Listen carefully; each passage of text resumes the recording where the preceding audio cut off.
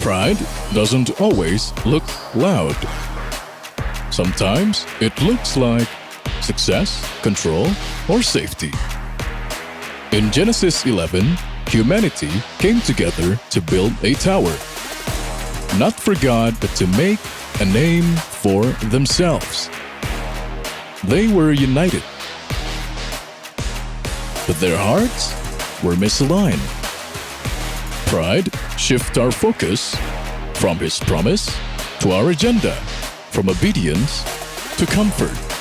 And pride limits our ability to walk in His promise. He calls us to trust Him, to obey Him, and to walk humbly with Him. Because the promise of God is not accessed through achievement, but through surrender. And restoration begins when pride ends.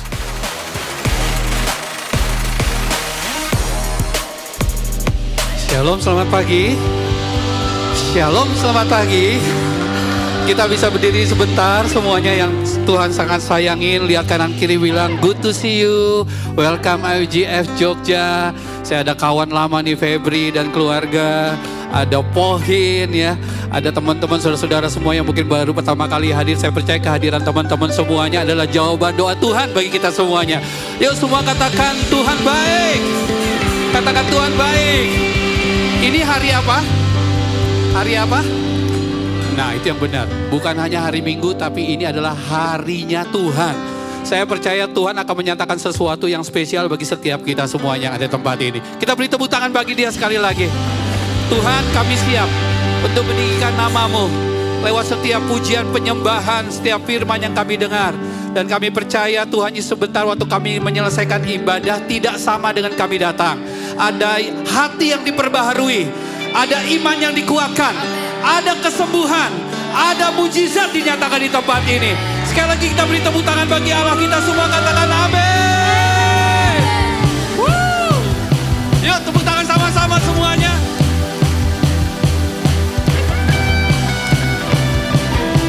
Naikkan pujian ini dari hati kita ya. Nikmati hadirat Tuhan di tempat ini. Lagi semuanya.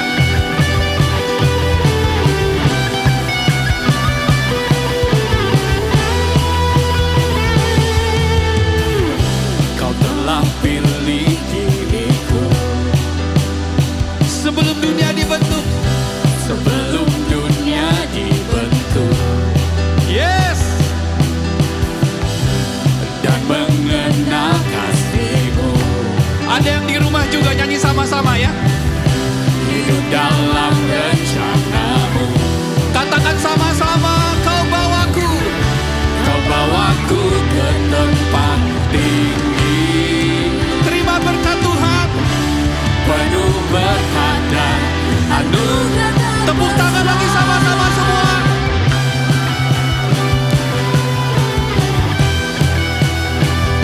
Setiap kata dari lagu ini. Are you ready? Say. Kau telah pilih diriku. Yes. Sebelum dunia dibentuk. Mengenal kasih-Mu dan mengenal kasih-Mu. Amin. Hidup dalam rencana-Mu. Sama-sama bilang, Kau bawaku ke tempat tinggi. Penuh berkat dan anugerah terbesar. Kau bawaku ke tempat tinggi. Terima berkat Tuhan Bapak Ibu teman-teman semua. Kita melompat sama-sama kembali beribadah. Bagi-Mu Tuhan yang dapat lakukan jauh lebih besar dari impianku. Oh, bagi-Mu Tuhan yang dapat sediakan jauh melebihi dari semua yang ku perlu. Saya pengen bertanya kepada Anda semuanya, berapa banyak yang punya mimpi sangat spesial tahun ini, yang punya kerinduan, yang lagi didoakan sungguh-sungguh hari-hari ini. Ini lagu bukan sekedar lagu yang enak dinyanyikan, tapi lagu ini diambil dari firman Tuhan. Saya ngintip ya, Efesus 3 ayat 20. Saya bacakan ya. Bagi dialah yang dapat melakukan jauh lebih banyak daripada yang kita doakan atau kita pikirkan. Jadi apa doa Anda? Kita punya Tuhan yang sanggup menjawab lebih daripada kita doakan. Ayo tepuk tangan bagi dia sekali lagi semuanya. Mulai dari awal pujian ini, dengan hati yang sungguh-sungguh kita fokuskan kepada dia teman-teman. Gak sekedar nyanyi, sebagai doa di hadapan Tuhan. Ayo sama-sama sekali lagi ya. Katakan, kau telah pilih diriku. Kau telah pilih diriku. Yes. Sebelum dunia dibentuk, kami rindu mengenalmu dan mengenal kasih-Mu. Hidup dalam rencana. Siap semuanya bilang ya bersama-sama. Kau bawaku ke tempat tinggi, penuh berkat dan anugerah. Lagi sama-sama bilang, kau bawaku ke tempat tinggi, penuh berkat dan. Are you ready everybody? Come on. Bagimu Tuhan yang dapat lakukan jauh lebih besar dari impianku. Bagimu Tuhan yang dapat sediakan jauh melebihi dari semua yang ku perlu. Curahkan Tuhan berkat-Mu atas setiap kami yang berkumpul di dalam rumah-Mu. Kami terima dengan iman. Engkau sanggup memberikan lebih daripada kami doakan Tuhan. Thank you Lord. Thank you Lord. Terima kasih Tuhan. Sama-sama bilang, kau bawaku ke tempat tinggi,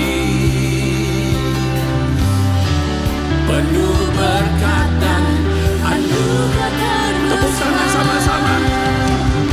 Kau bawaku ke tempat tinggi. Sekali lagi boleh? Sekali lagi katakan. Siapa? Katakan. Kau bawaku ke tempat tinggi. Terima berkatnya hari ini teman-teman, Bapak Ibu semuanya.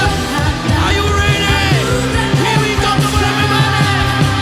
Bagimu Tuhan yang dapat lakukan jauh lebih besar dari impianku. Oh, oh, oh. Bagimu Tuhan yang dapat sediakan jauh melebihi dari semua yang ku perlu.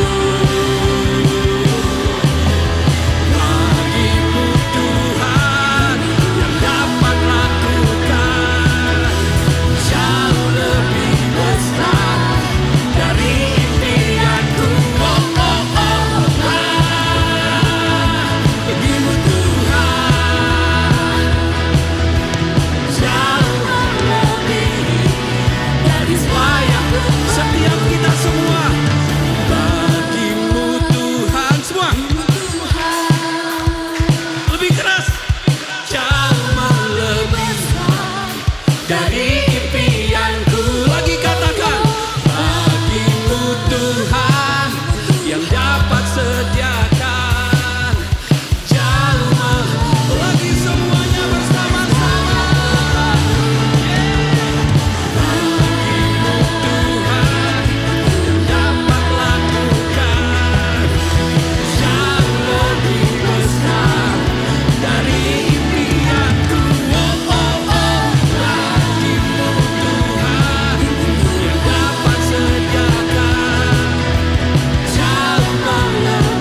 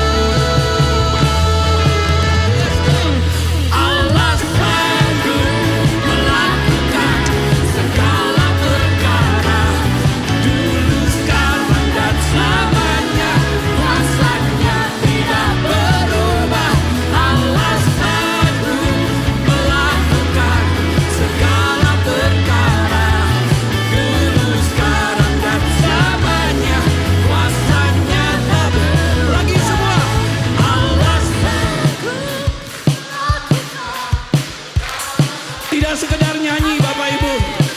Dari hati kita punya Allah yang sanggup tidak pernah berubah. Allah sanggup melakukan segala perkara. Dulu, sekarang, dan selamanya. Kuasanya tak berubah. Katakan, dulu, sekarang, dan selamanya. Dulu, sekarang, dan selamanya. Bilang, dulu, sekarang, dan selamanya. Kuasanya tak berubah. Semuanya bersorak haleluya. Bersyukur buat setiap janji-janjinya. Thank you Lord. Tepuk tangan paling dahsyat bagi Tuhan Allah kita. Ayo penuhi ruangan ini dengan tepuk tangan bagi Tuhan Allah kita semuanya. Jesus.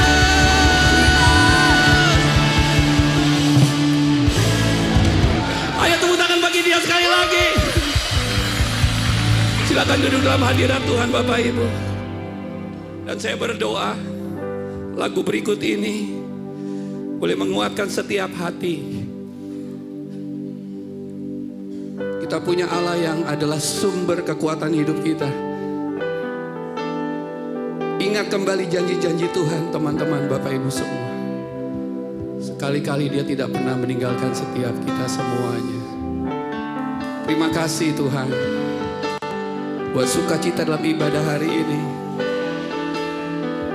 Terima kasih buat orang-orang yang hadir, yang kami percaya mereka adalah jawaban doa bagi setiap kami di tempat ini. Enjoy His presence lewat lagu ini teman-teman semuanya.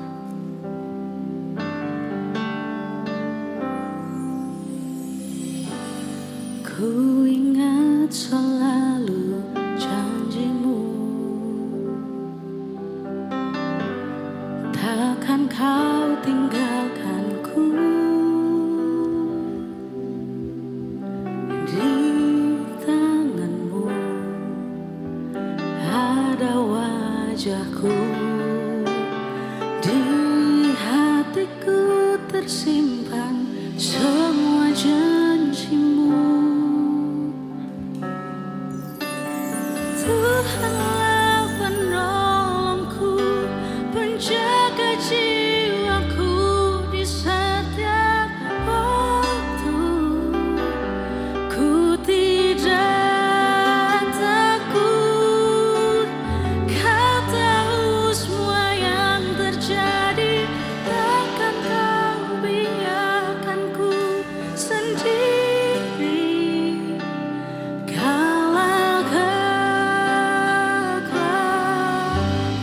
Boleh saya minta sekali lagi ya, kita beri tepuk tangan sambutan bagi dia yang hadir di tengah-tengah kita. Ayo, jadikan lagu ini personal. Anda dengan Tuhan, setiap pribadi, katakan dari hati kita ya. Sekali lagi sama-sama bilang. Ku ingat selalu janjimu, Amin. takkan kau tinggalkanku. Bilang teman-teman. Di tanganmu ada wajahku, di hatiku tersimpan semua janjimu. Jalani setiap langkahku. Berkati Tuhan setiap umat-Mu Tuhan, berkati. Kau yang pegang tanganku, Terima kasih Tuhan. takkan pernah ku terlupakan. Kasih setiamu semakin nyata dalamku. Tuhanlah penolongku, yang jaga jiwaku di setiap waktu. Ku tidak takut, kau tahu semua yang terjadi. Takkan kau biarkan ku sendiri. Bersama-sama bilang Bapak Ibu. Kau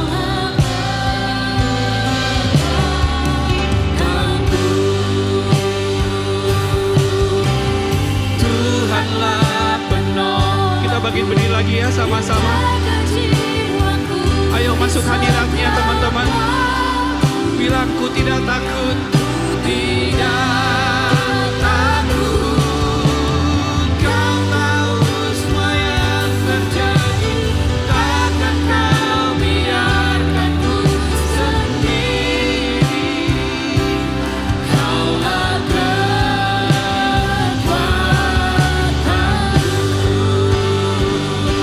angkat hatimu, katakan kepada Dia bersama-sama.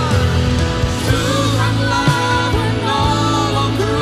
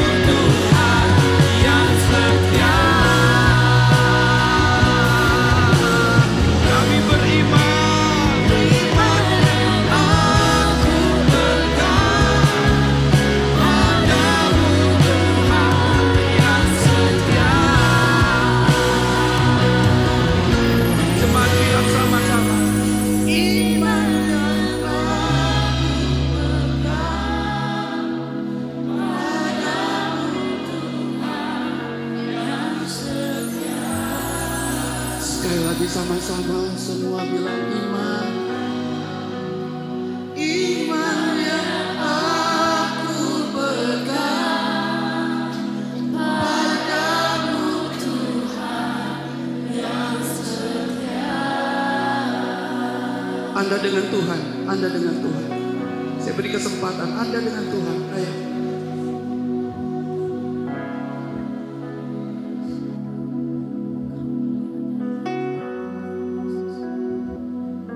Dia sudah hadir di tempat ini sejak dari tadi. Satu hal yang kita butuhkan, tunjukkan di hadapan Dia. Kita punya iman kepada Tuhan. Jemaat, walaupun gunung itu. Yuk teman-teman singkat, kita arahkan tangan kita berkati jemaat. Saya sungguh merasa dalam hadirat Tuhan banyak orang-orang yang Tuhan jamah. Tuhan lagi ngomong lewat lagu ini.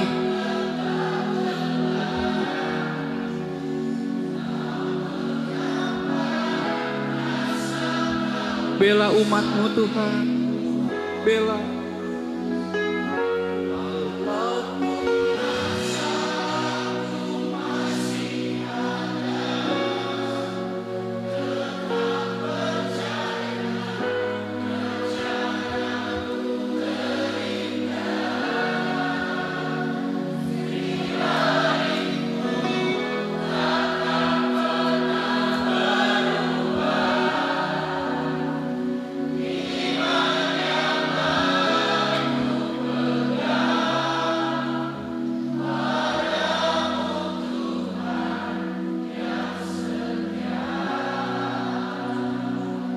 Walaupun masalahku masih ada, benar Tuhan, percaya rencana.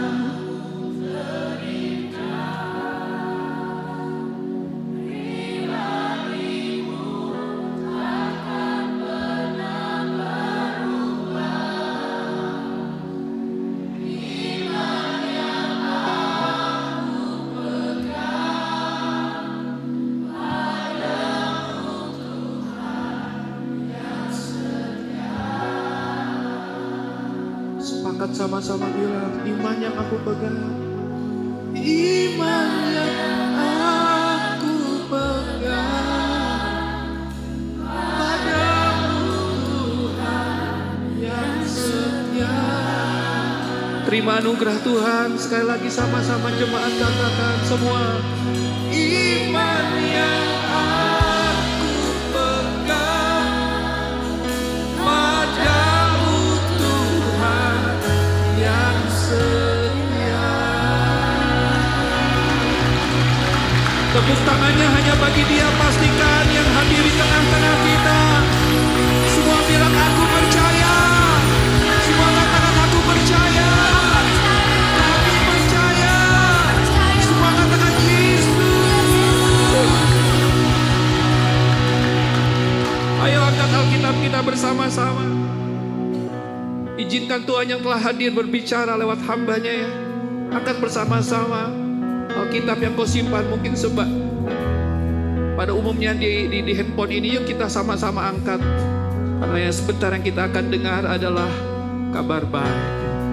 Boleh tolong dibantu di belakang. Kita deklarasikan bersama-sama. Yuk kita bilang 2-3, inilah kabar baik. 2-3, inilah kabar baik. Saya diselamatkan oleh kasih karunia Allah, bukan oleh perbuatan saya. Saya dibenarkan dan saya diubahkan dan saya diberkati di dalam Dia. Sekarang saya tahu segala sesuatu terjadi dalam hidup saya untuk kebaikan, karena saya dipanggil sesuai dengan rencananya.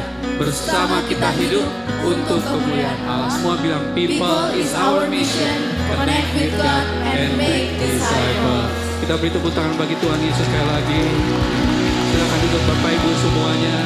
Dan boleh sekali lagi berikan tepuk tangan yang hiruk pikuk ya. Kita sambut, kasih semangat buat Bapak Edi yang akan menyampaikan firman Tuhan. Yuk tepuk tangan yang paling meriah bagi Tuhan Allah kita yang berfirman.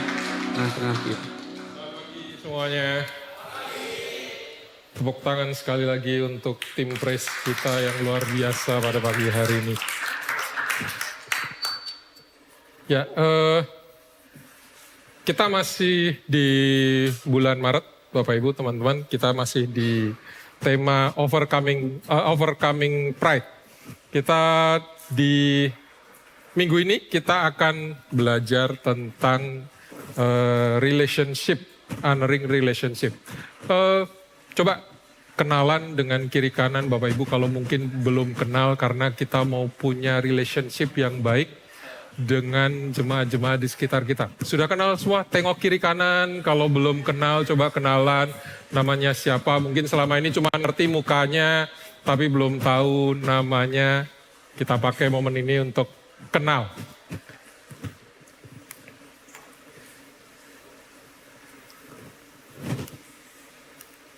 Ya, dua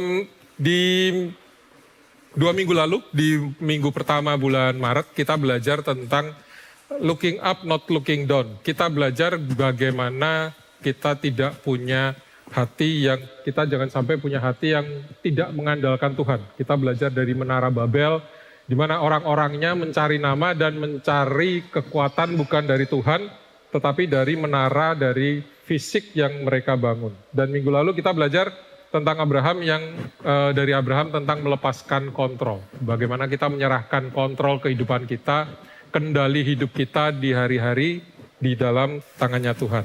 Hari ini kita mau masuk ke bagian yang lebih dalam lagi, Bapak Ibu. Dan mungkin hal ini akan menjadi bagian yang sulit. Kalau kita ngomong hubungan dengan Tuhan, dalam doa, dalam berhubungan, kita ngerasa itu mungkin hal yang bisa kita lakukan. Karena kita nggak bersinggungan secara fisik dengan Tuhan secara langsung. Tetapi kalau kita ngomong tentang relasi dengan sesama kita, relasi dengan sesama manusia, mungkin gampang diomongkan, tapi susah untuk kita bisa lakukan. Karena maka di hari ini kita mau melihat bagaimana kesombongan itu bisa saja merusak relasi kita yang berharga, merusak hal-hal yang berharga di dalam kehidupan kita, yaitu relasi dengan sesama. Nah, siapa yang lupa gosok gigi pada pagi hari ini? Ada yang belum gosok gigi pada pagi hari ini? Coba gitu, bau atau enggak? Bau mulut itu bisa, kesombongan itu bisa kita samakan seperti bau mulut, Bapak Ibu. Kita nggak tahu kalau kita itu punya bau mulut. Kita nggak bisa merasakan kalau mulut kita itu bau, tetapi yang bisa merasakan itu orang-orang di sekitar kita. Yang bisa mencium bau mulut, aroma mulut kita, itu adalah orang-orang yang ada di sekitar kita. Mungkin yang kita pikirkan tiba-tiba, kok orang-orang jadi menjauh dari aku, nggak mau ngobrol deket-deket sama aku, menjaga jarak dengan aku. Kenapa hal ini terjadi ya? Itu adalah tanpa kita sadari, kita nggak ngerti bahwa ternyata mulut kita itu bau. Dan kesombongan itu juga terjadi seperti itu. Kita nggak ngerti bahwa kita itu punya kesombongan, tetapi orang lain bisa merasakan ada kesombongan-kesombongan dengan cara kita berbicara, ada kesombongan-kesombongan waktu kita menjalin hubungan dengan mereka, dan tiba-tiba waktu kita menyadari, mereka sudah mulai menjauh dari kita dan hubungan kita sudah semakin renggang. Nah, begitulah kesombongan itu bekerja. Sangat halus, sangat menipu, dan seringkali kita ngerasa bahwa kesombongan itu cuma miliknya orang kaya. Cuma orang-orang berada yang punya kesombongan. Punya orang-orang kaya, pejabat-pejabat yang mungkin bisa menindas dan melakukan kesombongan itu. Tetapi kita mau belajar pada hari ini bahwa kesombongan itu jauh lebih daripada cuma sekedar hal seperti itu. Di bulan ini kita mau belajar tentang overcoming pride, dan hari ini kita mau menyentuh itu tadi, relasi kita dengan orang lain. Seberapa sering kita bertengkar dengan pasangan kita, seberapa sering kita bertengkar di dalam keluarga kita. Dan mungkin pertengkaran yang kita alami, gesekan-gesekan yang kita alami itu seringkali bukan karena hal-hal yang prinsip, bukan karena hal-hal yang mendasar. Mungkin cuma sekedar karena bermasalah dengan Google Map aja, mungkin pasangan suami istri atau ada yang ketawa, berarti mungkin sering terjadi di dalam hubungannya. Atau mungkin pasangan-pasangan muda yang masih pacaran. suaminya yang laki ngerasa ngerti jalan. Istrinya ngomong belok kiri, tetapi karena suaminya ngerasa ngerti jalan, dia harus. Dan ternyata benar, salah jalan. Dan akhirnya pertengkaran terjadi di dalam mobil atau di kendaraan motor. Dan AC mobil yang sebenarnya nggak terlalu dingin, tiba-tiba menjadi sangat dingin. Dan tiba-tiba masuk ke rumah, banting pintu, dan akhirnya diam-diaman dan pertengkaran terjadi. Itu semua karena apa? Itu semua karena ego. Karena merasa berhak untuk menjadi yang paling benar. Si paling benar di dalam sebuah argumen. Atau mungkin kalau di gereja, berapa banyak pelayan-pelayan Tuhan, volunteer-volunteer yang saling diam. Keluar dari grup I Care karena nggak sependapat. Atau mungkin bahkan pindah gereja karena terjadi gesekan-gesekan karena masalah-masalah yang sebenarnya sepele sekali. Mungkin karena ngerasa bahwa, aduh ideku nggak dipakai nih sama ketua I Care, jadi aku keluar aja deh, pindah ke I Care. Atau mungkin karena, loh dia kan lebih junior, tapi kok dia malah diangkat jadi kepala departemen lebih dulu ya? Kok menjadi head of departemen lebih dulu? Kok bukan aku yang dihargai?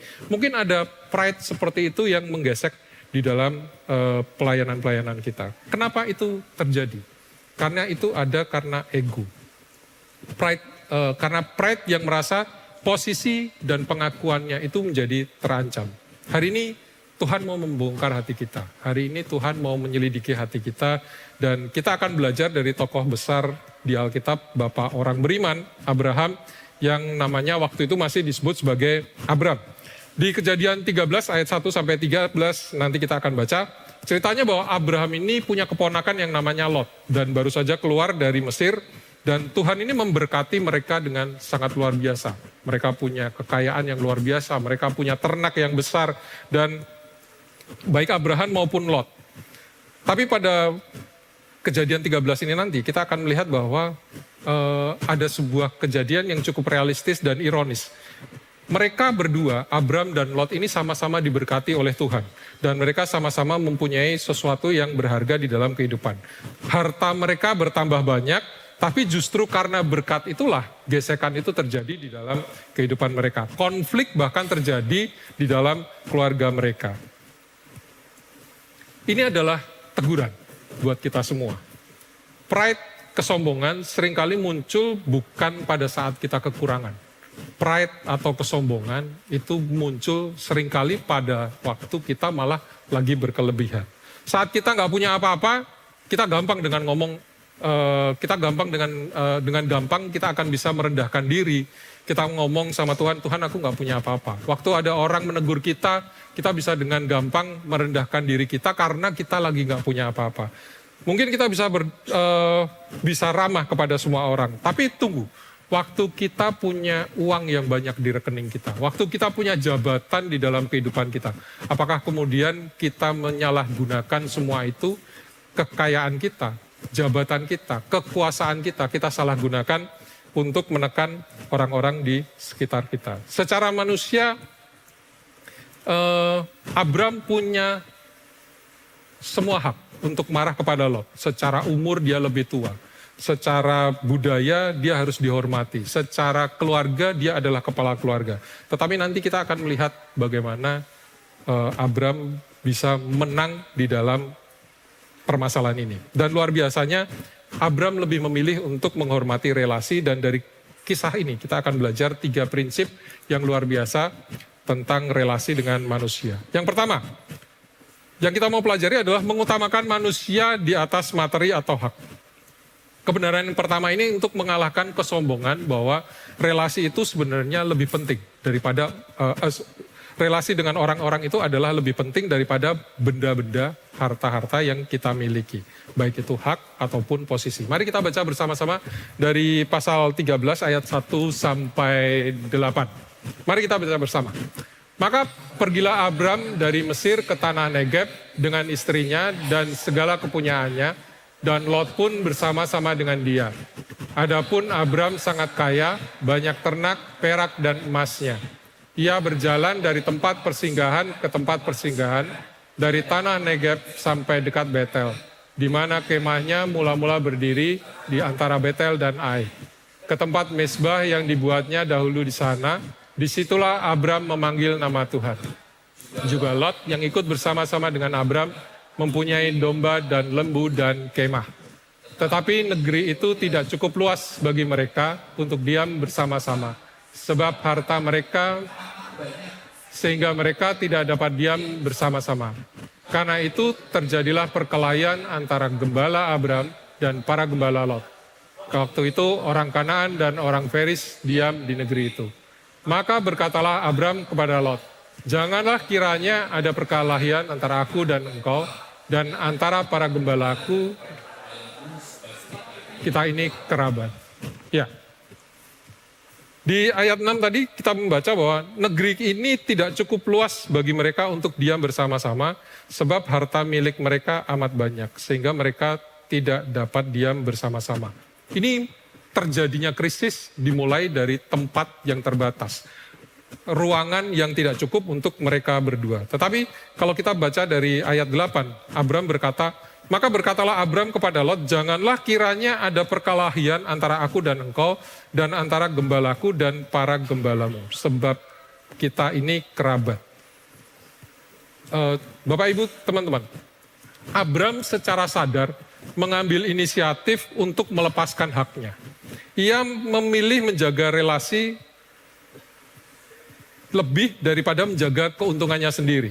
Baginya persaudaraan dengan Lot itu jauh lebih mahal, jauh lebih berharga daripada sekedar memilih tanah yang terbaik. Dan inilah bedanya dengan orang-orang yang bisa mengendalikan ego. Orang yang dikendalikan oleh egonya itu adalah orang-orang yang tidak punya kerendahan hati. Tolong kita baca dan catat baik-baik apa yang tertulis ini. Pride protects position, humility protects relationship. Kesombongan itu selalu sibuk melindungi posisi, tapi kerendahan hati sibuk melindungi relasi. Berapa banyak dari keluarga Kristen yang hancur berantakan karena masalah warisan? Saudara kandung yang dulu makan sepiring berdua waktu masih kecil, kemudian saling menuntut karena masalah harta dan masalah peninggalan. Saling membenci sampai mati hanya karena memperebutkan sebidang tanah peninggalan orang tuanya. Mereka dibutakan oleh kesombongan, mereka dibutakan oleh keserakahan. Mereka lebih memilih harta benda, things over relation. Mereka lebih memilih harta dibandingkan orang-orang saudara-saudara mereka. Mereka lebih memilih memeluk sertifikatnya daripada memeluk saudara-saudaranya. Berapa banyak persahabatan puluhan tahun hancur karena masalah bisnis yang hasilnya menjadi perdebatan atau mungkin karena masalah ketersinggungan di dalam grup WA. Berapa banyak pernikahan yang akhirnya dingin seperti es karena suami istri selalu berlomba-lomba mencari siapa yang paling benar di dalam setiap konfliknya. Bapak Ibu, things atau materi yang kita ributkan itu tidak harus selalu berbentuk uang, nggak harus selalu berbentuk dengan barang. Terkadang things atau materi yang kita perebutkan dengan ego kita, seringkali itu hanya berbentuk sebuah ego untuk kita merasa menjadi yang paling benar. Hanya sebuah merasa bahwa kita ini berhak untuk menjadi yang paling benar dibandingkan orang-orang di sekitar kita. Berapa banyak dari kita yang rela mengatakan kata-kata kasar, menghina atau melukai hati pasangan kita hanya untuk membuktikan bahwa aku yang benar, kamu itu yang salah. Kita menang argumen, kita membuktikan kalau posisi kita itu benar, tapi kita membunuh hati orang-orang yang kita sedang berdiskusi. Orang-orang yang kita cintai sebenarnya. Kita menang perdebatan, tetapi kita malah kehilangan pernikahan. Di Amsal 17 ayat 1 dibilang, lebih baik sekerat roti kering disertai dengan ketentraman daripada makan daging serumah disertai dengan perbantahan. Percuma Bapak Ibu kita tidur di atas kasur yang harganya 50 juta. Tapi kalau kita tidur punggung-punggungan dengan istri kita, dengan pasangan kita, karena kita sedang bertengkar dengan mereka. Percuma kita makan di meja yang penuh dengan daging wagyu dan makanan mewah di meja makan, tapi kita nggak punya kedekatan. Kita diem-dieman di meja makan. Kita nggak saling bertegur sapa di meja makan. Percuma juga kalau saldo rekening kita itu sampai 10 digit, tetapi saudara sendirian. Kita sendirian nggak punya siapa-siapa karena kita malah mendorong orang-orang di sekitar kita itu menjauh demi ego kita. Humility values people above possession, relationship over things. Kerendahan hati itu tahu bahwa manusia ciptaan Tuhan yang bernafas itu jauh lebih berharga daripada barang-barang fana yang berusaha kita miliki. Relasi itu jauh lebih penting daripada uang atau pembuktian siapa yang benar. Coba mari kita tanya pada diri kita masing-masing. Evaluasi hati kita semua. Apakah hari ini ada relasi yang sedang kita korbankan di dalam hari-hari kita? Apakah hari ini kita sedang berusaha mempertahankan sebuah posisi dan menjauhkan orang-orang di sekitar kita? Apakah kita hari ini sedang mencari uang, mencari gengsi sedemikian gilanya sampai kita mengorbankan orang-orang yang mungkin sedang dekat dengan kita? Dan mari kita belajar dari Abram, dan hari ini kita mau berkata bahwa biarlah aku rugi sedikit. Tuhan nggak apa-apa, aku rugi sedikit, tetapi aku tetap dekat dengan orang-orang di sekitarku. Aku tetap menjaga persaudaraan dengan saudara-saudaraku. Ini kebenaran yang pertama. Mengutamakan manusia di atas materi atau hak kita. Hal yang kedua yang mau kita pelajari adalah sikap menghormati mengalir karena tahu Tuhan itu beserta dengan kita. Pertanyaan logisnya adalah kalau tadi Abraham menyerahkan pilihannya, menyerahkan tanahnya, pilihannya kepada Lot. Kenapa Abram bisa begitu legowo, Abram bisa begitu rela untuk melakukan hal yang seperti itu? Kok bisa Abram merendahkan hati kepada anak bawang seperti si Lot ini tadi? Kok bisa Abram ini kayaknya menjadi, apa dia penakut ya? Apa dia takut ya melihat si Lot ini lebih muda? Atau mungkin melihat orang-orangnya si Lot ini lebih kuat? Apakah mungkin si Abraham ini takut? Mungkin apakah si Abraham ini, kita ngerasa bahwa Abraham ini orang yang lemah, yang bisa diinjak-injak sama Lot itu. Padahal sebenarnya tidak seperti itu. Sikap menghormati mengalir karena kita tahu bahwa Tuhan menyertai kita. Di ayat 9-11, saya akan bacakan. Bukanlah seluruh negeri ini terbuka untuk engkau, bagilah pisahkan dirimu daripadaku, jika engkau ke kiri maka aku akan ke kanan. Lalu Lot melayangkan pandangnya dan dilihatnya lah bahwa seluruh lembah Yordan itu banyak airnya seperti taman Tuhan, seperti tanah Mesir sampai ke Zoar.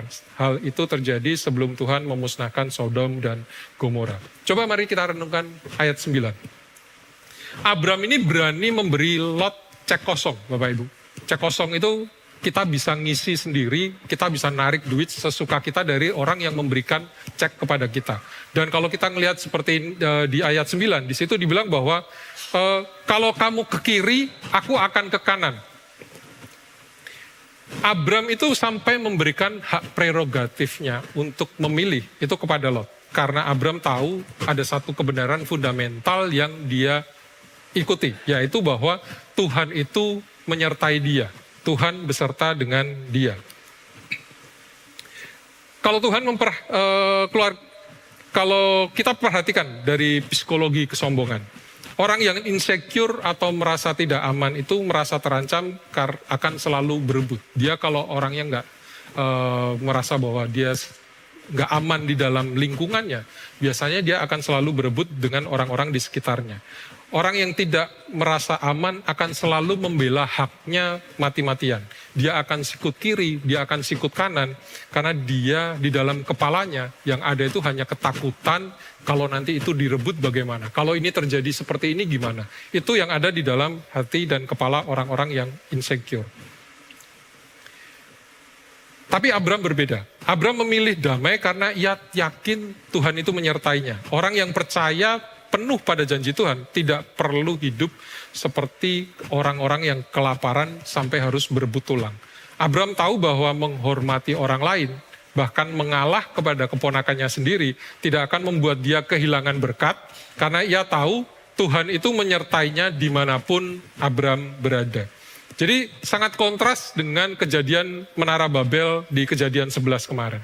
Orang-orang Babel itu membangun menara Karena mereka merasa insecure. Mereka merasa bahwa mereka merasa punya ego untuk ditampilkan. Mereka sampai bilang, marilah kita cari nama supaya kita jangan terserak ke seluruh bumi. Mereka merasa harus membangun sebuah keamanan dari apa yang mereka bangun sendiri untuk mereka bisa tetap berada di tempatnya dan merasa aman. Masalah utama Babel kemarin bukanlah masalah bangunannya yang tinggi, tetapi karena hati-hati mereka yang merasa Tuhan itu kecil dan Tuhan tidak bisa diandalkan di dalam kehidupan mereka. Sehingga mereka harus mencari namanya sendiri, sampai harus membangun menaranya sendiri hanya untuk merasa aman, karena mereka merasa takut, mereka nggak tahu, mereka tidak menyadari bahwa Tuhan itu ada beserta dengan mereka. Tuhan berjanji di Kejadian 12 sama si Abram. Aku akan membuat namamu masyhur. Babel berusaha membangun keras, membangun namanya sendiri. Tapi dari Abram kita belajar untuk menerima nama pemberian Tuhan. Faith menerima apa yang pride coba bangun sendiri. Iman itu menerima apa yang ego kita berusaha untuk bangun sendiri. Mari kita lihat sebuah ilustrasi sederhana. Coba bayangkan kalau kita punya kenalan seorang triliuner yang duitnya itu sangat banyak, nggak berseri sama sekali. Kemudian karena saat dia lagi kepengen pergi kuliner, dia pergi kuliner ke sebuah warung di pinggir jalan dan dia parkir mobil mewahnya di pinggir jalan. Kemudian dia makan, kemudian selesai makan, dia pergi lagi. Dia mengeluarkan uang 10.000 untuk bayar parkirnya. Sebenarnya parkir di situ cukup dengan membayar 2.000, 5.000, nggak sampai 10.000. Tapi si tukang parkir ini tadi, dia lipat 10.000-annya, dia kantongin, dia suruh pergi. Apa yang terjadi? Apakah menurut kita, menurut Bapak Ibu, teman-teman, si triliuner ini tadi akan turun dari mobil, ngamuk-ngamuk, 5.000-ku balikin. Apakah dia akan meributkan duit 5.000 ini tadi, ataukah dia akan tetap diam dan meninggalkan tempat itu dengan hati yang gembira? Kenapa saya rasa si triliuner ini tadi nggak akan meributkan uang 5.000 ini tadi? Kenapa? Apakah karena dia bodoh sampai dia nggak mau meributkan uang 5.000 ini tadi? Apakah dia takut? Mungkin badannya kecil, tukang parkirnya badannya lebih gede, apakah dia ketakutan untuk nagih itu? Saya rasa dia tidak akan marah, karena dia sadar bahwa kehilangan 5.000 itu tidak akan membuat dia kehilangan nilai dia, value dia sebagai seorang yang kaya raya. Kehilangan 5.000 perak itu tidak akan mendevaluasi kekayaannya. Dia tidak akan menjadi jatuh miskin hanya karena kehilangan 5.000. Dia punya security, dia punya rasa aman yang luar biasa atas kekayaannya di atas duit 5.000 yang diambil sama si tukang parkir ini tadi. Kita harus memahami bahwa pride, kesombongan yang membuat kita meledak-ledak dan bertengkar, itu sebenarnya adalah bentuk paling parah dari sebuah insecurity, dari sebuah rasa tidak aman. Kita menjadi sombong, kita menjadi gila hormat, kita marah luar biasa, kalau sedikit aja kita dikritik, kita menjadi sakit hati dan marah. Kita nggak mau minta maaf duluan, padahal kita ngerti kalau kita yang salah. Kenapa? Karena kita merasa miskin di dalam. Kita merasa harga diri kita terancam karena ada ego, ada insecurity di dalam hati dan pikiran kita. Tapi kalau kita tahu sungguh-sungguh bahwa Allah pencipta alam semesta itu ada di pihak kita. Bahwa Tuhan kita yang luar biasa itu selalu ada di pihak kita. Kalau kita semua tahu bahwa nilai Bapak Ibu, teman-teman itu tidak ditentukan oleh perkataan miring tetangga. Tidak ditentukan oleh gosipan-gosipan orang-orang di sekitar kita. Atau teman kerja kita. Kalau Bapak Ibu tahu bahwa masa depan karir saudara itu tidak dipegang sepenuhnya oleh bos saudara. Tidak dipegang sepenuhnya oleh orang yang memimpin di tempat kerja. Tetapi karir kita semua dipegang di tangan Tuhan kita yang penguasa alam semesta. Maka kita seharusnya tidak akan perlu merasa marah, tidak akan perlu merasa sangat tersinggung, marah luar biasa kalau kita direndahkan. Kemudian saya ngomong bahwa kita boleh untuk diinjak-injak, tetapi bagaimana respon hati kita waktu kita direndahkan, waktu kita tidak dihargai, itu menjadi salah satu bentuk bahwa kita percaya itu Tuhan ada menyertai kita. Kita nggak akan merasa rugi untuk bilang, sorry ya, maafin aku kalau aku punya kesalahan sama kamu. Aku yang salah. Kalau kita ngerasa perdebatan dengan pasangan, perdebatan dengan rekan kerja, nggak ada salahnya kok, walaupun mungkin kita yang benar. Kita merendahkan hati kita untuk kemudian kita minta maaf terlebih dahulu. Mari kita baca bersama-sama yang ada di layar. Keamanan kita bukan terletak pada siapa yang menang argumen, melainkan pada Tuhan yang memegang hidup kita. Orang yang aman di dalam Tuhan adalah orang yang paling berani untuk mengalah. Kebenaran yang pertama tadi, mengutamakan manusia di atas materi atau hak. Kebenaran yang kedua, sikap menghormati, mengalir karena tahu Tuhan beserta kita. Poin yang ketiga, kesombongan itu terus berkompetisi. Iman itu beristirahat. Di Kejadian 13 ayat 10 sampai 12. Kita bisa melihat bahwa Alkitab mencatat, lalu Lot melayangkan pandangnya dan dilihatnya lah bahwa seluruh lembah Yordan itu banyak airnya seperti taman Tuhan. Sebab itu Lot memilih baginya seluruh lembah Yordan itu. Lot memandang sekelilingnya itu dengan mata jasmaninya. Dia melihat lembah Yordan yang hijau. Dia melihat lembah Yordan yang subur. Wow, tanahnya hijau ya, tanahnya subur. Sumber airnya melimpah, persis seperti Taman Eden. Dan ini bisa dibilang menjadi sebuah properti kelas 1. Kalau kita ngomong tempatnya yang luar biasa suburnya, itu menjadi salah satu modal untuk ternak itu bisa tumbuh dengan baik. Dan ini bisa dibilang adalah properti yang baik. Dan Lot memilih berdasarkan apa yang melihat menguntungkan dan memuaskan matanya saja. Dia mengambil yang terbaik untuk dirinya, tanpa memikirkan pamannya yang sebenarnya sudah membesarkan dia dari sejak kecil. Tapi bagaimana dengan Abram? Setelah Lot mengambil yang terbaik, Abram disisakan tanah Kanaan yang sebenarnya gersang dan tandus. Tanah yang penuh dengan penduduk lokal yang sebenarnya sangat keras. Tapi apakah Abram protes? Apakah Abram kemudian ngomong, Lot, kamu kok rakus banget? Ya aku disisain sepetak, aku disisain sedikit, biar aku juga ikut bisa merasakan yang bagian yang bagus. Enggak. Abram sama sekali tidak mengeluarkan keluhan ataupun proses dari mulutnya. Abram tidak merebut karena ia tidak hidup berdasarkan dengan mata jasmaninya saja. Abram hidup berdasarkan dengan mata iman dia. Teman-teman, Bapak Ibu, dunia hari ini mengajarkan kita hari-hari ini mengajarkan kita untuk selalu hidup di dalam kompetisi. Dan akar dari kompetisi yang tidak sehat itu adalah sebuah kesombongan. Pride selalu merasa bahwa memenangkan setiap pertandingan itu adalah sebuah keharusan di setiap area kehidupan kita, di setiap bagian kehidupan kita. Meski itu harus mengorbankan kedamaian dan relasi-relasi kita. Kesombongan itu menjadi hal yang luar biasa melelahkan, Bapak Ibu. Kalau kita hidup selalu disetir dengan kesombongan, kalau kita itu hidup selalu berdasarkan dengan ego kita, kehidupan kita itu seperti berlari di atas treadmill yang tidak pernah berhenti. Berlari di atas treadmill pembuktian diri, yang kita bisa kecapean, kelelahan, terus menjalani treadmill kehidupan itu.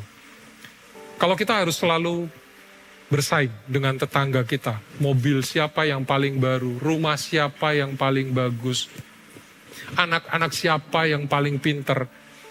Kalau tetangga kita beli Innova, kita kepanasan, kita langsung kredit Fortuner.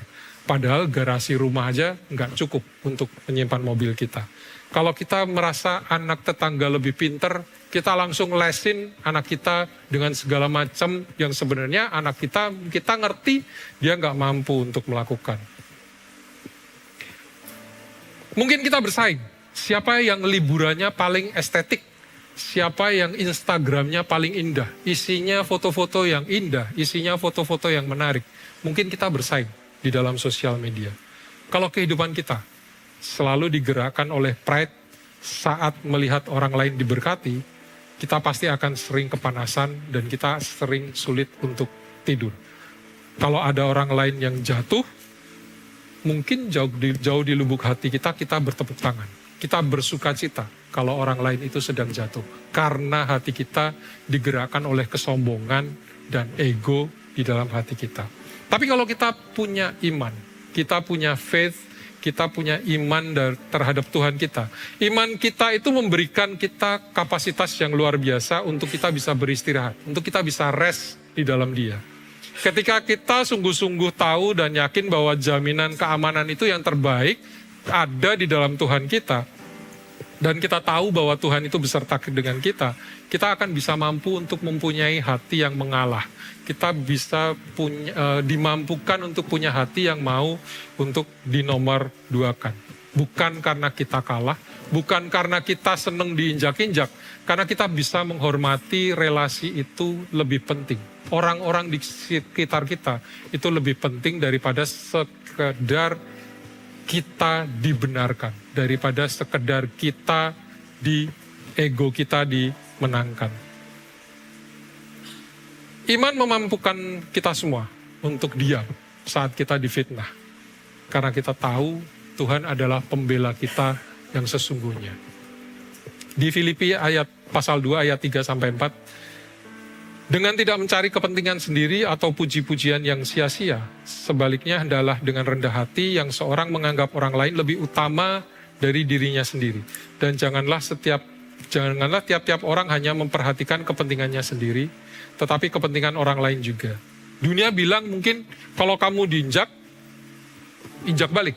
Kalau kamu dipukul, pukul balik. Kalau kamu mau naik, pakai orang-orang itu sebagai landasan untuk kamu naik. Injak mereka kalau perlu untuk kamu naik. Tetapi firman Tuhan bilang, hari ini kita diajar, anggap orang lain itu lebih utama daripada diri kita sendiri. Mengalah itu bukan berarti kita kalah. Mengampuni orang lain bukan berarti kita menjadi lemah. Meminta maaf duluan bukan berarti bahwa kita ini salah 100% dan orang itu benar 100%. Tetapi waktu kita melakukan hal itu, waktu kita mengalah, waktu kita mengampuni, itu karena kita punya sebuah kedewasaan rohani. Itu berarti bahwa kita punya sebuah kedamaian sejahtera yang lebih penting untuk hati kita. Kita lebih mementingkan persatuan keluarga. Dan kita tahu bahwa relasi itu jauh lebih mahal harganya daripada sebuah ego yang harus kita menangkan di dalam setiap argumen dan perdebatan kita.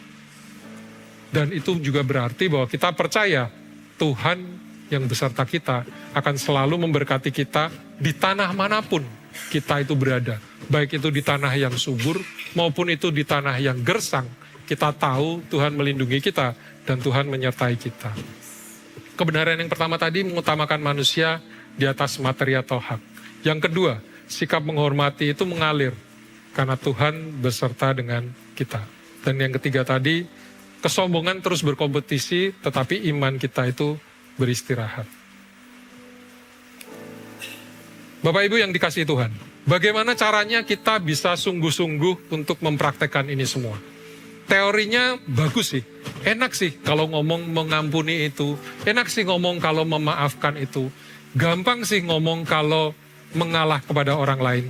Tetapi di lapangan tuh, itu hal-hal yang sangat berat untuk kita lakukan. Saat kita disakiti, keinginan pertama kita biasanya itu langsung pengen bales. Padahal di Alkitab sudah dibilang, kalau ditampar pipi kirimu, pukul pakai kakimu. Enggak juga, tapi yang dikasih malah pipi kanan kita. Bulan ini kita diajarkan satu prinsip yang penting.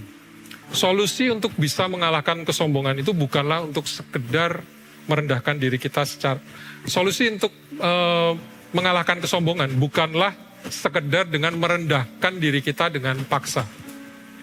Berusaha memukul-mukul diri sendiri dan berkata, aku ini debu, aku ini sampah, aku ini bodoh. Tidak dengan cara seperti itu kita meredakan kesombongan di dalam hati kita, mengalahkan kesombongan di dalam hati kita. Itu bukan sebuah kerendahan hati yang sejati. Kalau kita merendahkan diri kita dengan paksa, itu malah itu menjadi sebuah bentuk kesombongan yang lain, menjadi salah satu bentuk kesombongan yang terselubung. Lalu apa obat penawar dari kesombongan itu? Obat kesombongan bukan memandang rendah diri sendiri, tetapi dengan memandang salib Yesus dengan benar. Kita mengalahkan kesombongan, bukan dengan memandang diri kita rendah, tetapi dengan mengarahkan pandangan kita ke atas. Kita melihat siapa Tuhan kita, dan kita melihat salib Kristus yang ada untuk kita. Kalau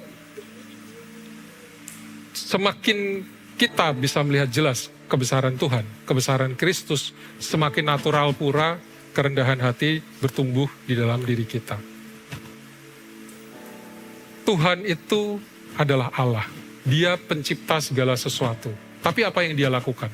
Di Filipi 2 mencatat bahwa dia tidak menganggap kesetaraan dengan Allah itu sebagai milik yang harus Tuhan pertahankan. Dia rela untuk mengosongkan dirinya. Dia rela untuk meninggalkan kemuliaannya. Dia rela untuk turun menjadi manusia biasa sama seperti kita. Dan lebih dari itu, dia rela mati dengan dihina, dengan cara yang paling hina, yaitu mati di atas kayu salib. Dia diludahi oleh ciptaannya sendiri, oleh manusia-manusia, serdadu-serdadu pada waktu itu. Dia difitnah, dia disiksa. Tapi apakah Tuhan Yesus kita membalas? Apakah dia kemudian memanggil ribuan malaikat untuk kemudian membela dia dan menghancurkan orang-orang yang menyiksanya? Tapi Yesus tidak melakukan itu semua demi memulihkan relasi kita, relasi dia, relasi Tuhan kita dengan kita semua. Yesus secara literal mempraktekkan kejadian 13 ini tadi. Dia melepaskan semua haknya, dia melepaskan segala kemuliaannya untuk menjadi bersatu dengan kita. Kalau Tuhan aja Tuhan aja mau melakukan hal seperti itu, siapa kita yang sampai tidak mau merendahkan hati kita, merendahkan diri kita dengan orang-orang di sekitar kita, menjaga relasi dengan orang-orang di sekitar kita. Siapa kita yang sampai harus menjaga kesombongan kita, ego kita untuk kita pertahankan setiap waktu. Kalau Tuhan semesta alam saja rela untuk merendahkan dirinya, siapakah kita yang masih berani membusungkan dada dan menyombongkan gengsi kita di hadapan sesama. Dan semoga kebenaran ini bisa membuat kita semakin mengenal siapa Tuhan kita. Mari kita angkat pujian ini.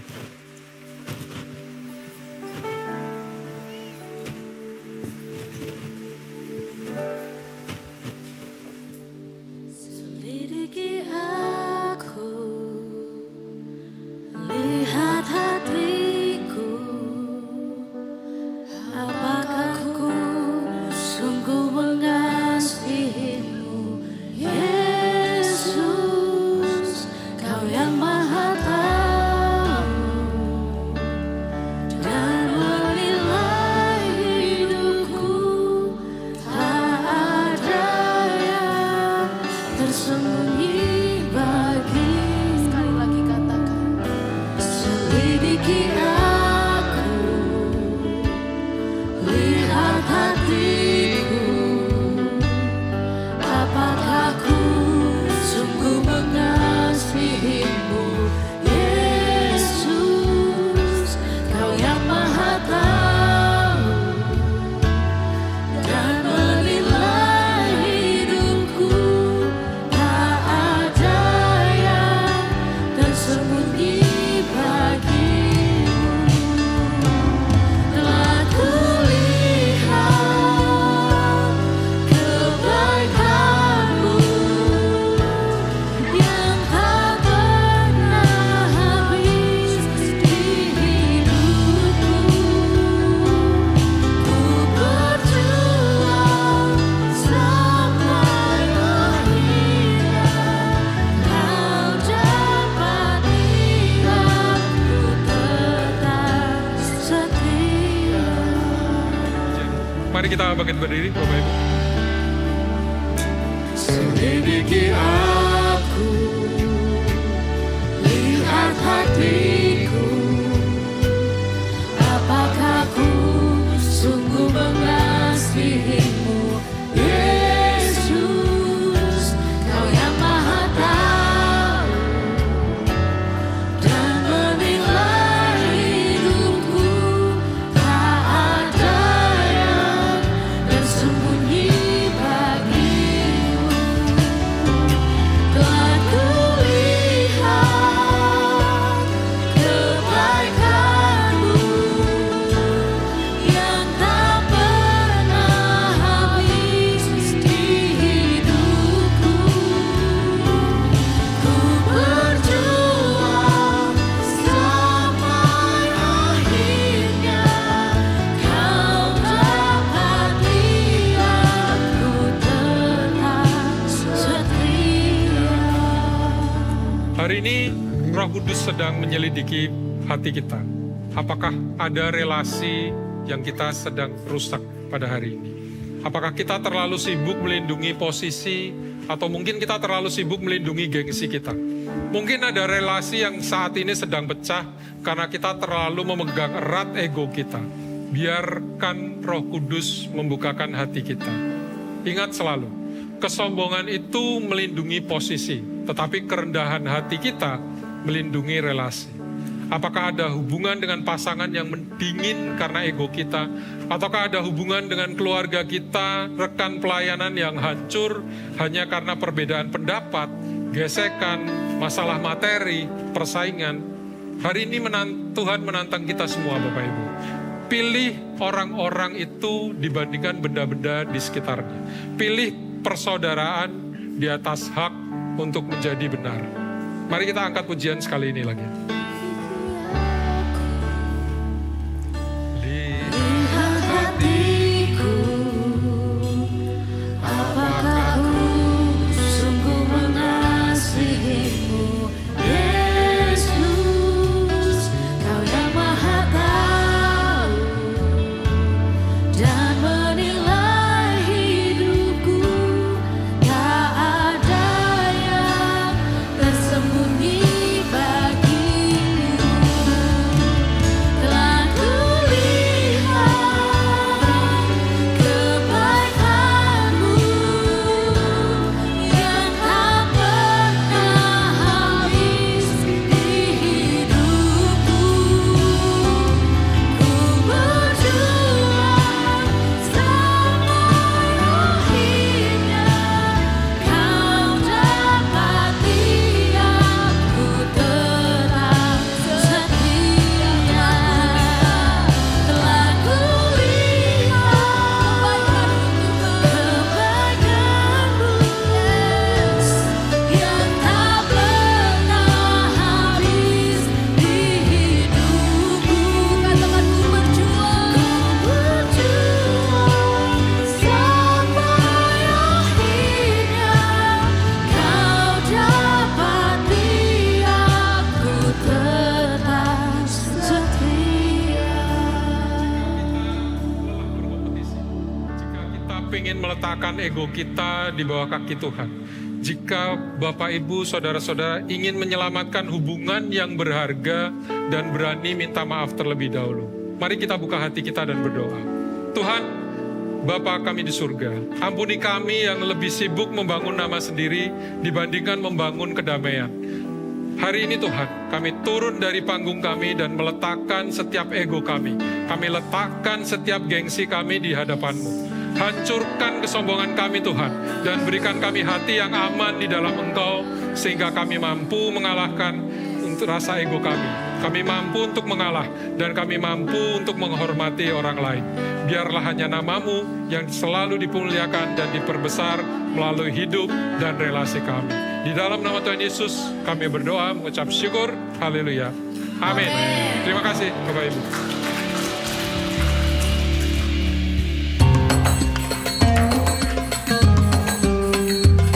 Hai IFJ Jogja Family, Happy Sunday! Sepanjang bulan Februari kemarin, kita belajar bahwa Tuhan adalah Allah yang memulihkan. Dia memulihkan yang hancur, yang kehilangan arah, dan yang terluka. Tapi, kita juga belajar sesuatu yang jujur banget. Kadang yang menghalangi kita mengalami pemulihan itu bukan keadaan di luar, tapi pride di dalam hati kita. Pride itu bukan cuma soal angkuh. Pride itu soal bagaimana kita melihat Tuhan. Saat kita mulai merasa, aku bisa sendiri, aku cukup tahu, aku bisa atur hidupku sendiri, tanpa sadar, kita menjauh dari sumber pemulihan itu sendiri. Karena itu, memasuki bulan Maret, tema kita adalah Overcoming Pride. Kita akan belajar bersama bahwa kesombongan tidak dikalahkan dengan sekedar merendahkan diri secara paksa, tetapi dengan melihat Kristus dengan benar. Semakin jelas kita melihat Dia, semakin alami kerendahan hati bertumbuh di dalam diri kita. Remember this, restoration flows where humility grows. So let's open our hearts this month and allow God to work deeper in us. Welcome newcomers! Kalau hari ini kamu baru pertama kali hadir, you are the answer to our prayers. Jangan pulang dulu sebelum mampir ke Connect Lunch, supaya kita bisa lebih terhubung dengan FGF Jogja. Jangan lupa hadir di Sunday Service FGF Jogja. Ibadah pertama itu di jam 9, dan untuk ibadah kedua di jam 11, yang diadakan di Main Hall Legacy lantai 2. Dan untuk kamu yang bergabung secara online, bisa di jam 1 di YouTube FGF Jogja. Dan untuk ibadah Kids dan Teen Service, itu ada di jam 9, di Ruang Villa Cita lantai 2. Ajak anak-anak dan remaja untuk bertumbuh bersama. Let's grow deeper. Ingin bertumbuh lebih dewasa secara rohani? Gabung di iCare, komunitas rohani tempat kita berbagi hidup. Ada kelompok untuk kids, teens, YC, YP, family, hingga senior. Temukan iCare yang cocok untuk kamu. Prayer request and praise report. Tuhan mendengar setiap doa. Kamu bisa tuliskan permohonan doa atau kesaksian doa yang sudah dijawab melalui link di fgfjogja.org atau isi form yang tersedia di depan bangku jemaat. Untuk informasi lengkap, bisa hubungi nomor di bawah ini ya. Keep up with our updates. Jangan lupa ya, follow sosial media kita di YouTube, TikTok, Instagram di @fgfjogja. Giving is worship. Kamu bisa memberi persembahan melalui cash, transfer, atau kris. Terima kasih untuk setiap hati yang setia menabur. Hati yang memberi adalah hati yang diberkati. Special Service Alert, catat tanggalnya ya. Untuk ibadah Jumat Agung itu diadakan di tanggal 3 April 2026 dan untuk ibadah Paskah di tanggal 5 April 2026. Let's prepare our hearts to remember His grace. Coming soon, Sisterhood. Tempat untuk para wanita saling berbagi. For women, you are not alone. Di sini adalah sebuah wadah untuk para wanita untuk berkarya, berdampak, dan bertumbuh di dalam Tuhan. Di sini, kita belajar untuk saling berbagi hidup, saling menguatkan, dan berjalan bersama di dalam setiap musim kehidupan. Karena kami percaya, setiap wanita itu berharga, memiliki nilai, dan dipanggil untuk menjadi terang di sekitarnya. Bersama Sisterhood, kamu akan menemukan komunitas yang suportif dan penuh kasih, ruang untuk bertumbuh secara rohani dan pribadi, aktivitas yang menyenangkan, kreatif dan membangun, serta kesempatan untuk berkarya dan memberi dampak. Kami mengundang kamu untuk menjadi bagian dari perjalanan ini. Untuk informasi lebih lanjut, silakan hubungi nomor di bawah ini ya. Dan untuk bergabung di pertemuan Sisterhood, jangan lupa isi form yang telah disediakan. Let's grow together di setiap hari Selasa, di minggu kedua dan minggu keempat, mulai dari bulan April di jam 6 sore. See you! That's all for today. I love my church, we love our church. Have a blessed service, and let's overcome pride together this month. God bless you! Ya, yang sungguh diberkati oleh firman Tuhan hari ini, gitu ya. Beri tepuk tangan bagi Tuhan kita. Thank you banget, Bro Edi. Satu pesannya sangat relevan sekali. Saya perlu menyampaikan ada berita duka ya, Bapak Ibu. Pada tanggal 13 Maret pukul 22.27 telah dipanggil Tuhan Ibu Elisa Kartika Dewi, mama dari Gracia Jessica di usia 53 tahun, Bapak Ibu. Gracia Jessica adalah anak college kita di gereja ini, tapi juga disusul esok harinya ya 14 Maret pukul 22.57 yaitu Bapak Haryanto Sarwa Martani, yaitu papa dari Bapak Edwin, suami dari Bingbing ya. Beliau adalah iCare coach kita, Bapak Ibu. Jadi kiranya ini bisa menjadi informasi yang memadai buat setiap kita semuanya ketahui ya, Bapak Ibu.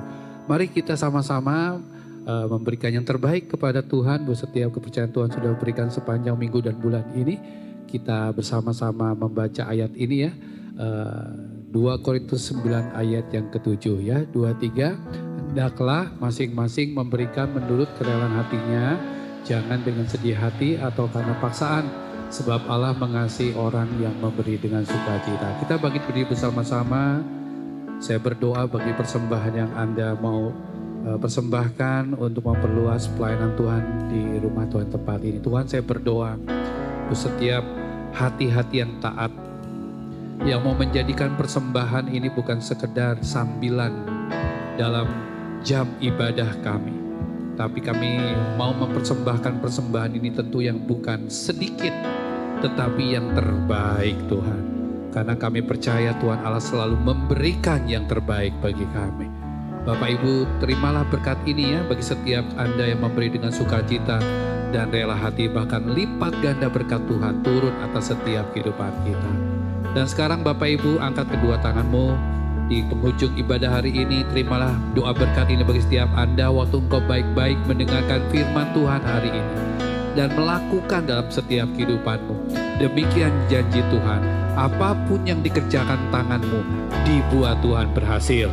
Engkau terus naik dan tidak turun, menjadi kepala bukan ekor.